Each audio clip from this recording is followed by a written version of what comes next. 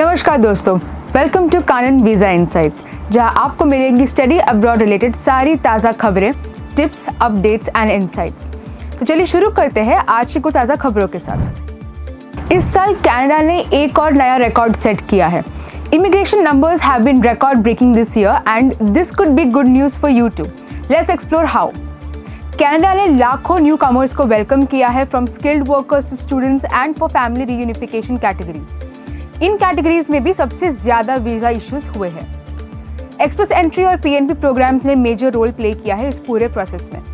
Ageing workforce और skilled labour की demand इसके प्राइमरी रीजंस है। कनाडा की इंक्लूसिव पॉलिसीज ने इस डेस्टिनेशन को और भी अट्रैक्टिव बना दिया है। अगर कनाडा माइग्रेशन आपका सपना है तो प्रोफाइल रेडी करना शुरू कर दें। कनाडा में शॉर्ट टर्म कोर्स का क्रेज बढ़ रहा है, लेकिन क्या यह आपके पीआर गोल्स के लिए काम करेंगे? आइए इसके प्रोज एंड कॉन समझते हैं। शॉर्ट टर्म कोर्सेज जो कि 6 महीने या 1 साल के होते हैं, स्किल्स एनहांस करने और करियर स्टार्ट करने में हेल्पफुल है। लेकिन दिक्कत ये है कि ये PGWP के लिए एलिजिबल नहीं होते, जो PR के लिए बहुत ज़रूरी है। एक्सपर्ट सजेस्ट करते हैं कि अगर आप PR का प्लान कर रहे हैं तो लॉन्गर प्रोग्राम जैसे डिप्लोमास या डिग्रीज को प्रेफर करें।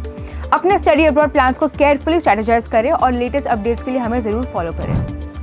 This news may bring great relief to international students.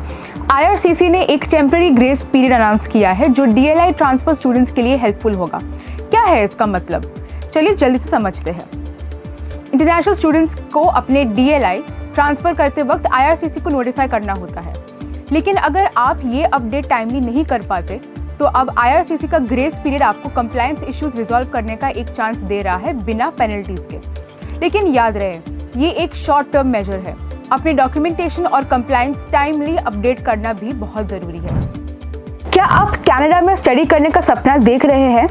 तो ध्यान रखें, स्टडी अब्रॉड स्कैम्स बढ़ रहे हैं जो स्टूडेंट्स और उनकी फैमिलीज़ को फाइनेंशियल लॉस और टेंशन में डाल रहे हैं। ये एजेंसीज लो कॉस्ट डील्स और गारंटीड एडमिशन्स का लालच देती है, लेकिन ऑफर्स ऑफन फेक होते हैं।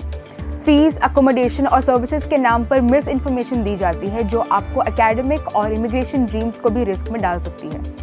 So how can you prevent yourself from being victim to such scams? पहले तो विजिलेंट और अलर्ट रहना ज़रूरी है। जिस एजेंसी से आप एप्लीकेशन सेटअप करवा रहे हैं उनकी ऑथेंटिसिटी ज़रूर चेक करें। सिर्फ गवर्नमेंट अप्रूव्ड एजेंट्स को ही अप्रोच करें।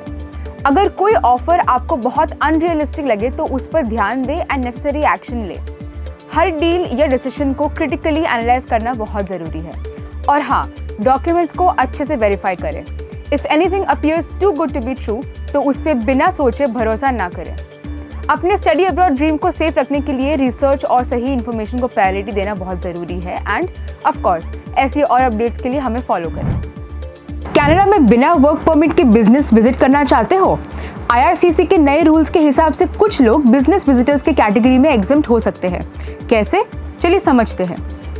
कनाडा में वर्क परमिट एग्जम्प्ट होने के लिए आपको कुछ स्पेसिफिक कंडीशंस मीट करनी होती है। अगर आप short term business meetings attend कर रहे हैं, कॉन्फ्रेंसेस में पार्टिसिपेट कर रहे हैं या टेम्पररी ट्रेनिंग के लिए आते हैं तो आप क्वालिफाई कर सकते हैं। लेकिन आपका प्राइमरी जॉब और इनकम कनाडा के बाहर से होना चाहिए। ये एक यूनिक अपॉर्चुनिटी है जो IRCC की स्ट्रिक्ट गाइडलाइंस के साथ आती है। प्रॉपर डॉक्यूमेंटेशन और एलिजिबिलिटी समझना बहुत ज़रूरी है। अपडेटेड इन्फॉर्मेशन के लिए हमें फॉलो करें और अपने बिजनेस गोल्स को कनाडा में स्मूथली एग्जीक्यूट करें। तो दोस्तों, आज के लिए बस इतना ही। ऐसी और अपडेट्स के लिए देखते रहे कानन वीज़ा इनसाइट्स। Thank you.